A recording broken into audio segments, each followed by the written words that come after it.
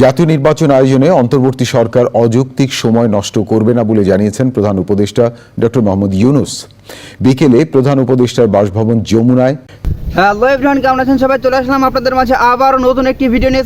আজকে যে বিষয়টা সম্পর্কে কথা বলবো সেটা হচ্ছে বৈষম্য বিরোধী ছাত্র আন্দোলনের পরে আওয়ামী লীগ সরকারের পতন হয় এবং ডক্টর মোহাম্মদ ইউনূস তিনি অন্তর্বর্তীকালীন সরকার হিসেবে দায়িত্ব পালন করেন এবং আমরা জানতাম যে 3 মাসের ভিতর অথবা 3 মাস পরে আবার নির্বাচন দেওয়া হবে এবং সেই নির্বাচনে যারা জয়যুক্ত হবেন তারাই পুনরায় আবার রাষ্ট্র পরিচালনা করবেন।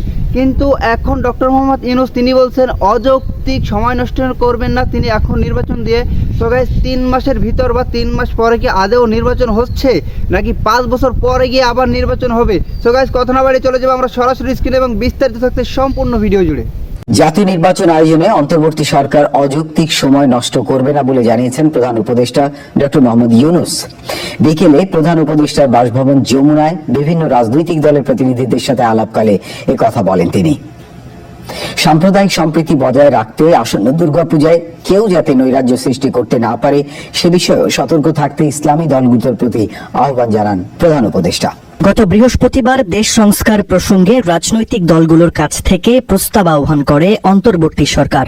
তারই পরিপ্রেক্ষিতে রাজনৈতিক দলগুলোর সাথে মতবিনিময় সভায় বসেন প্রধান উপদেষ্টা ডক্টর মোহাম্মদ ইউনূস। আলোচনায় গুরুত্ব পায় নির্বাচন প্রসঙ্গ।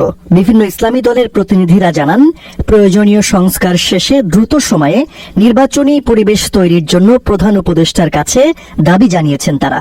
প্রধান উপদেষ্টাও যৌক্তিক সময়ে দেশকে নির্বাচনের দিকে নিয়ে যাওয়ার প্রতিশ্রুতি দিয়েছেন বলে জানান নেতারা। তিনি একটি যৌক্তিক সময় নিয়ে সংস্কারগুলো করে তারপরে যেন অযথা কাল বিলম্ব না করে নির্বাচনের ব্যবস্থা যেন নির্বাচনের আয়োজন করেন সেই বিষয়টি আমরা বলেছি এবং মাননীয় প্রধান উপদেষ্টাও এই কথার সঙ্গে একমত পোষণ করেছেন যে প্রয়োজনীয় সংস্কারের পর কাল বিলম্ব না করে তারাও নির্বাচনের দিকে চলে যেতেই আগ্রহী। 12 দফা বর্তমান পরিস্থিতি মোকাবেলা করার জন্য প্রস্তাব দিয়েছি আর 8 দফা আমরা সংস্কারের প্রস্তাব দিয়েছি। তারা রোডম্যাপ ঘোষণা করবে যে আমরা এই কাজগুলো করতে চাই, তো স্বাভাবিক সময় দেবে।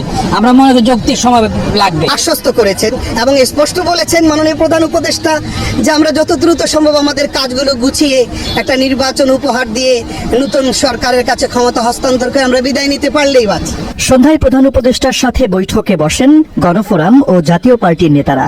তাদের আলোচনায়ও উঠে আসে নির্বাচন ও সংস্কার প্রসঙ্গ। দেখুন, দেশ স্বাধীনের পর থেকে আজকে পর্যন্ত অনেক রাজনৈতিক দল আছে, অনেকে ক্ষমতা গেছে, আমরা ক্ষমতা ছিলাম, সবারই কম বেশি ভুল ত্রুটি আছে, তাই সেই জন্য আমরা বলছি যে রাজনৈতিক দলগুলি শুধুমাত্র নির্বাচন করে গিয়ে সংস্কারগুলি করবে এটা আমাদের মনে হয় না। তাই এই সরকারের পক্ষে করা সম্ভব। আমাদের অনেক ভুল ত্রুটি আছে, সেই ভুল ত্রুটি যাতে ইচ্ছা করলে করতে না পারে সেই জন্য তো সংস্কারগুলি প্রয়োজন। বর্তমান সময়ে আমরা যে সংস্কার প্রস্তাব দিয়েছি এবং মাননীয় প্রধান উপদেষ্টা সেটা গ্রহণ করেছেন এবং এটা বাস্তবায়ন করার জন্য আমরা যে আবেদন করেছি তাতে তারা সম্মত হয়েছেন। এছাড়া এলডিপি জাতীয়তাবাদী সমমনা জোট উনি মত বিনিময় করছেন, তাদের কথাগুলো ভালো মতো শুনছেন, এরপরে আপনি জানেন সামনে আরো তো গাইস, আপনারা সম্পূর্ণ ভিডিওটি দেখলেন এবং এই ভিডিও সম্পর্কে আপনাদের মূল্যবান মতামত অবশ্যই জানিয়ে যাবেন।